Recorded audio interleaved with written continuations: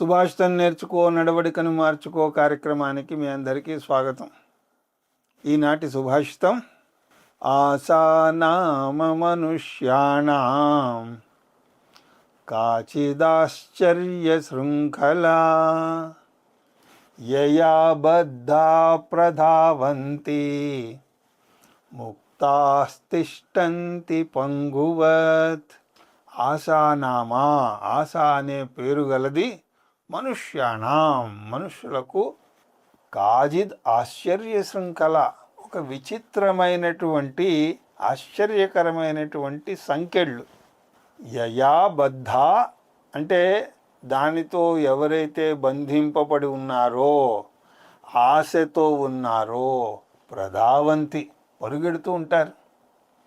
ముక్తాస్తిష్టంతి సంకెళ్ళు లేనివారు అంటే ఆశను వదిలేసిన వారు నిలబడి ఉంటారు. ఎలాగా? పంగువత్ కుంటివాడిలాగా ఏ పని చేయకుండా ఉంటారు.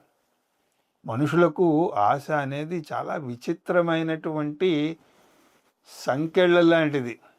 సాధారణంగా సంకెళ్ళు పడితే మనిషి కదలలేడు కదా, ఒకే చోట బందీ అవుతాడు.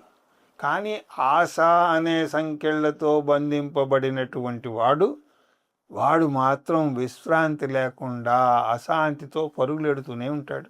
కొత్త కొత్త కోరికల కోసం అలా పరుగెడుతూ ఉంటాడు. అదే ఆశ. ఈ ఆశనే బంధం నుండి ముక్తి పొందినవాడు మాత్రం వాడు కుంటివాడిలాగా ఏ కోరికలు లేక ఏ పరుగులు పెట్టక ప్రశాంతంగా ఒక చోట నిలబడిపోతాడు. ఆశ మనిషిని అశాంతితో పరిగెట్టిస్తుంది.